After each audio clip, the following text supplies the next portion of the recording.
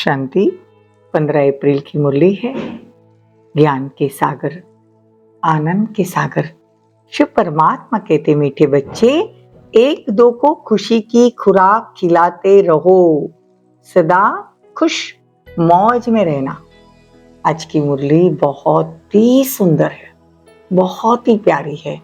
आज बाबा खुराक के बारे में, खातरी के बारे में, सच्ची सच्ची खुश खैराफ के बारे में बाबा ने बताया है। इसलिए मुरली बड़े ध्यान से सुनना। आज के पॉइंट्स बड़े प्यारे हैं। बाबा की मुरली सुनने में भी बड़ा मजा आना चाहिए। तो बाबा कहते, एक दो को खुशी की खुराक खिलाते रहो और सदा खुश मौज में रहना और खुशी बांटना। यही है सबसे जबरदस्त खातरी करना। देखो ध्यान से सुनना। प्रश्न है, अपनी ऊंची अवस्था बनाने की विधि क्या है? इन मुख्य बातों का ध्यान रखना है। अपनी ऊंची अवस्था बनाने की विधि, इसमें कितने पॉइंट्स हैं? 7 पॉइंट्स है। बड़े ध्यान से सुनेंगे। उत्तर है, अपनी ऊंची अवस्था बनानी है तो नष्टो मोहा बनने की हिम्मत रखनी है। दूसरा पॉइंट, अपना चार्ट रखना है कि बाबा को याद करते समय उनसे क्या क्या बातें की, कितना समय याद किया। तीसरा पॉइंट, नींद को जीतने वाला बनना है। चौथा पॉइंट, पुराने शरीर की संभाल भी करनी है, फिर इससे भूलना भी है। देखो क्या कहते हैं कि इसकी संभाल भी करनी है और इसको भूलना भी है। दैवी स्वभाव भी बनाना है, स्वभाव के वशीभूत होकर किसी को भी सताना नहीं। ये 5वां पॉइंट हुआ। और 6ठा पॉइंट, सब डिफेक्ट निकाल प्योर डायमंड बनना है। और 7वां पॉइंट, सबको सुख देने वाला खुशबूदार फूल बनना है। ओम शांति। ज्ञान का तीसरा नेत्र देने वाला रूहानी बाप बैठ रूहानी बच्चों को समझाते हैं। ज्ञान का तीसरा नेत्र सिवाय बाप के और कोई दे नहीं सकता। देखो अभी तुम बच्चों को ज्ञान का तीसरा नेत्र मिला।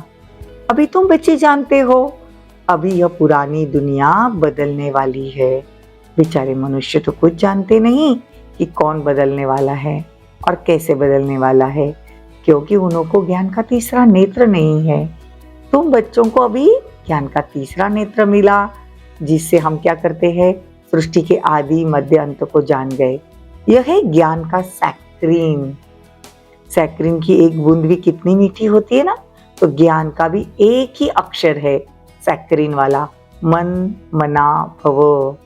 सभी से कितना मीठा है, सभी शब्दों से, सभी ज्ञान से यह शब्द जो है, ये अक्षर जो है मन मना भव मीठा है। तो बच्चों को कितनी खुशी रहनी चाहिए। कहते भी है खुशी जैसी खुराक नहीं। देखो हमको तो भगवान मिल गया, फिर भी हमारी शक्ल इतनी मुरझाई हुई क्यों रहती है? इसलिए आज बाबा ने खुशी जैसी खुराक नहीं, तो सदैव खुशी मौज में रहते हैं। उनके लिए तो जैसे खुराक हो जाती है। 21 जन्म मौज में रहने की यह जबरदस्त खुराक है। कौन सी खुराक? जबरदस्त खुराक, खुशी। खुशी नहीं जानी चाहिए। ये खुराक सदैव एक दो को खिलाओ, खुशी एक दूसरे में बांटो, तो एक दो को जबरदस्त खातरी करनी हो जाएगी। ऐसी खातरी और कोई मनुष्य की कर ना सके। श्रीमत पर सभी की रूहानी खातरी करते हो? अब आप पूछते हैं, देखो श्रीमत पर करनी है खातरी, वो भी रूहानी आत्मा की खातरी करनी है। सच्ची सच्ची खुश खैराफत भी यह है, किसी को बाप का परिचय देना। खुश खैराफत कौन सी है? बाप का परिचय देना। मीठे बच्चे जानते हैं, बेहद के बाप द्वारा हमको जीवन मुक्ति की खुराक मिली है। देखो सतयुग में भारत जीवन मुक्त था, पावन था। बाप बहुत बड़ी उच्च खुराक देते हैं, तभी तो गायन है ना, अतीन्द्रिय सुख पूछना हो तो गोप गोपियों से पूछो। यह ज्ञान और योग की कितनी फर्स्ट क्लास वंडरफुल खुराक है। आज बाबा तगड़ी खुराक खिला रहे हैं। आत्मा की खुराक कौन सी है? खुश खैराफत किसको कहेंगे? खातरी कौन सी किसकी करनी है? रूहानी खातरी, खुश खैराफत, बाप का परिचय देना। और बाबा कहते हैं ऊंचते ऊंच जो बाबा हमको विश्व का मालिक बनाते हैं, ये भी तो सबसे बड़ी खुराक है। और अतीन्द्रिय सुख पूछना हो तो गोपियों से पूछो। आत्मा अतीन्द्रिय सुख में डूबी हुई है ना, तो ये भी तो देखो खुराक है ना आत्मा की। तो बाबा यह ज्ञान और योग की फर्स्ट क्लास वंडरफुल खुराक खिलाते हैं, और यह खुराक एक ही रूहानी सर्जन के पास है, और किसी को यह खुराक का मालूम ही नहीं है। देखो बाप कहते हैं, मीठे बच्चों तुम्हारे लिए तो हथेली पर सौगात ले आया हूं। देखो कितना प्यार है। तो बाबा कहते हैं, मोस्ट विलेबल बाप से विश्व की बादशाही लेनी है, यह हमारा हक भी है। और बाबा कहते यह कम बात है क्या, सदैव हर्षित रहना चाहिए। Godly student life is the best, ये अभी का गायन है। गॉडली स्टूडेंट है हम, godly student life is the best, ये अभी की बात है। फिर यह नई दुनिया में तो कुछ नहीं होगा, यह यहीं पढ़ना है, तो फिर नई दुनिया में भी तुम सदैव खुशियां मनाएंगे। अगर अभी यहाँ खुश रहने की आत्मा में ये संस्कार डेवलप हो जाएगा, हम सतयुग में भी खुशियां मनाते रहेंगे। दुनिया नहीं जानती सच्ची सच्ची खुशियां कब मनाई जाएगी। सतयुग में तो सच्ची सच्ची खुशियां होंगी ना, तो मनुष्य को तो सतयुग का ज्ञान ही नहीं है, तो यहाँ ही मनाते रहते हैं, यहाँ पे ही छोटी छोटी बातों में खुशियां मनाते हैं। और बाबा कहते सच्ची सच्ची खुशियां तो सतयुग में होगी। बाप तुम बच्चों को कितना सहज रास्ता बताते हैं। कौन सा रास्ता बताते हैं? ग्रस्त व्यवहार में रहते कमल फूल समान रहो, धंधा दोरी आदि करते भी मुझे याद करते रहो। देखो जैसे आशुक माशुक होते हैं ना, वो एक दो को याद करते रहते हैं, वो उनका आशिक और वो उनका माशुक होता है। यहाँ यह बात नहीं है, यहाँ तो तुम सभी एक माशुक के जन्म जन्मांतर से आशिक हो रहते हो। हम कौन है? आशिक, और वो एक है माशूक।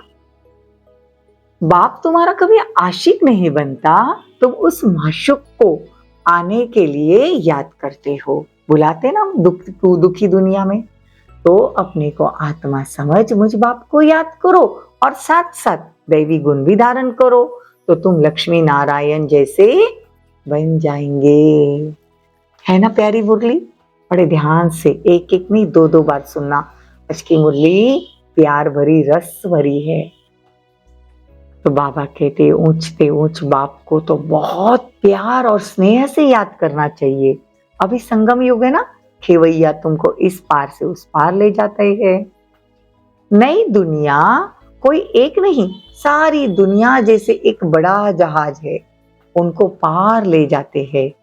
बाप मीठे मीठे बच्चों को समझाते हैं, अपने को आत्मा समझ बाप को याद करो।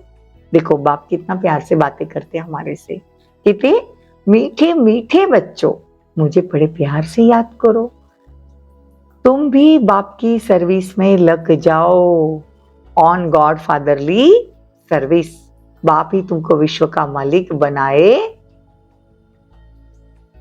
सतयुग में ले जाता है विश्व का मालिक बनाने के लिए। सॉरी, बाप ही तुमको विश्व का मालिक बनाने आए हैं ना, तो अच्छा पुरुषार्थ करते हैं उनको महावीर कहा जाता है। देखा जाता है कौन महावीर है? जो बाबा के डायरेक्शन पर चलते हैं। बाकी यह तो ज्ञान है कि आत्मा शरीर बिगर तो बोल नहीं सकती।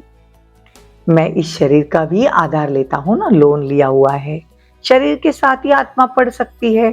बाबा की बैठक यहाँ है, कहाँ है? ब्रह्मा के तन में, भ्रुकुटी में। यह अकाल तख्त है, आत्मा अकाल मूर्त है ना, वो कब छोटी बूढ़ी नहीं होती। तो बाप बैठ बच्चों को ड्रिल सिखाते हैं। जब कोई से बात करो तो पहले अपने को आत्मा समझो। देखो बाबा ये ड्रिल सिखाते हैं, ये धारणा का पॉइंट है कि जब भी किसी से बात करो तो खुद को पहले आत्मा समझो और सामने वाले को भी आत्मा भाई समझो कि मैं आत्मा भाई से बात करता हूँ, बाप का पैगाम देता हूँ कि शिव बाबा को याद करो। याद से जंक उतरेगी। देखो सोने में अलाई पड़ती ना, तो क्या होता है? सोने में अलाई पड़ती है तो सोने की वैल्यू कम हो जाती है। तुम आत्मा में भी जंक पड़ने से तुम्हारी वैल्यू कम हो गई है, मतलब वैल्यू लेस हो गए ना, तो फिर पावन बनना है।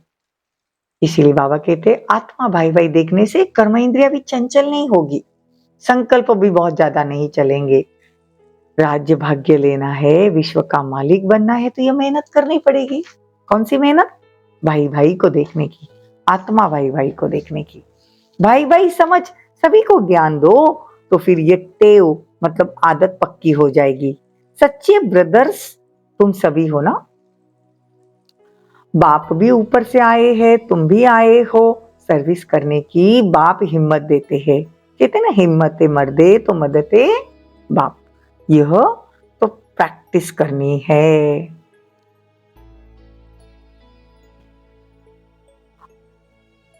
यह मेहनत करनी है, अपनी मेहनत करनी है। दूसरे में हमारा क्या जाता है? चैरिटी बिगेन्स एट होम, अर्थात पहले खुद को आत्मा समझ, फिर भाइयों को समझाओ, तो अच्छी रीति तीर लगेगा। ये जौहर भरना है, मेहनत करेंगे तभी तो ऊंच पद पाएंगे। कुछ सहन भी तो करना पड़ता है। कोई उल्टी सुल्टी बात बोले तो तुम चुप रहो। तुम चुप रहेंगे तो फिर दूसरा क्या करेगा? एक हाथ से ताली थोड़ी बजती है। एक ने मुख की ताली बजाई, दूसरा चुप कर दे तो आप ही चुप हो जाएंगे।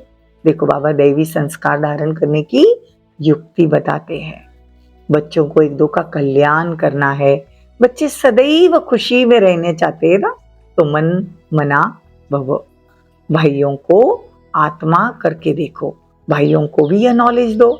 ये टेव मतलब आदत पड़ जाए तो फिर कब क्रिमिनल आई नहीं होगी। ज्ञान का तीसरा नेत्र है ना, तो तीसरे नेत्र से देखना है। बाबा भी तुम्हारी आत्मा को देखता है। कोशिश यह करनी है सदैव आत्मा को देखना है, शरीर को नहीं देखना है। योग कराते हो तो भी आत्मा समझो। यह वंडरफुल संगम योग है ना, यहाँ बाबा कहते सर्विस अच्छी करनी है, तो बच्चों को रूहानी यात्रा पर रहने की भी आदत डालनी है। देखो इससे क्या होगा, तुम्हारा ही फायदा है ना, तो तुम्हारे ही फायदे की बात है। आज की मुरली बड़ी प्यारी है। आत्मा में ही ज्ञान है, आत्मा को ही ज्ञान देना है। यह जैसे जौहर हो गया ना, तुम्हारे ज्ञान में यह जौहर भर जाए तो किसी को भी समझाने में झट तीर लग जाएगा। जौहर मतलब धार, तलवार को धार रहती है ना, वैसी धार होनी चाहिए। योग की धार, ज्ञान की धार इतने पक्के होने चाहिए। ये जौहर अगर है तो सीधा तीर लगेगा। ये ज्ञान बाण है ना, इसमें जौहर भी तो होना चाहिए, तब तो तीर लगेगा ना। बाप कहते प्रैक्टिस करके देखो तीर लगता है या नहीं। नई टेव डालनी है तो फिर शरीर का बाण भी निकल जाए। आत्मा आत्मा की प्रैक्टिस करनी है, फिर बाबा का परिचय देखना है, फिर देखना है तीर लगा कि नहीं। माया के तूफान कम आएंगे अगर हम ये टेव डालेंगे, तो शरीर का भान कम हो जाएगा ना, तो माया के तूफान नहीं आएंगे, बुरे संकल्प नहीं आएंगे, क्रिमिनल आई भी नहीं रहेगी। हम आत्मा 84 का चक्र लगाते हैं, ये नाटक पूरा हुआ, अब बाबा की याद में रहना है। याद से ही तमो प्रधान से सतो प्रधान बनना है, सतो प्रधान दुनिया के मालिक बनना है। कितना सहज है। बच्चों को बाबा बैठ समझाते हैं। बाबा कहते मैं बंधायमान हूं ना, मीठे रूहानी बच्चे रूहानी याद की यात्रा में रहो, तो क्या होगा, अंतमति सुगति हो जाएगी। बच्चों को बैठ समझाता हूं, मीठे बच्चे रूहानी याद की यात्रा में रहो, तो अंतमते सुगति हो जाएगी। ये अंत काल है ना, मामे एकम याद करो तो तुम्हारी सदगति हो जाएगी। याद की यात्रा से ही पाया मजबूत होगा। तो बाबा कहते हैं ये वंडरफुल ज्ञान है। बाबा वंडरफुल है ना, तो बाबा का ज्ञान भी वंडरफुल है जो और कोई बता न सके। तो आज बाबा बहुत अच्छे से समझा रहे हैं। यह है तुम बच्चों का सर्वोत्तम उच्च कुल, ब्राह्मण कुल है ना। यह समय तुम्हारा जीवन अमूल्य है, इसलिए इस शरीर की भी संभाल करनी है। देखो ये नया पॉइंट बाबा बताते हैं।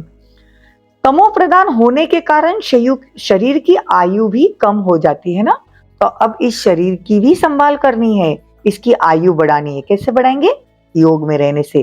देखो जितना जितना योग में रहते जाएंगे, बाबा कहते धीरे धीरे आयु बढ़ती जाएगी। तुम्हारी आयु बढ़ते बढ़ते फिर 150 वर्ष हो जाएगी सतयुग में। इसलिए इसकी संभाल करनी है। ये मिट्टी का पुतला है ना, कहाँ यह खलास हो जाए तो फिर योग नहीं कर सकेंगे, पुरुषार्थ नहीं कर सकेंगे। यह अमूल्य जीवन है। कोई बीमारी होती है तो उसे तंग नहीं होना है। बाबा कहते मुझे याद करते रहो। बच्चों को नष्ट मोहा भी बनना है। देखो बाबा आज कितने सारे पॉइंट्स बताते हैं। बच्चों में नष्ट मोहा बनने की हिम्मत चाहिए। फट से नष्ट मोहा हो जाना चाहिए। बाबा मिला है तो उनसे पूरा वर्षा लेना है।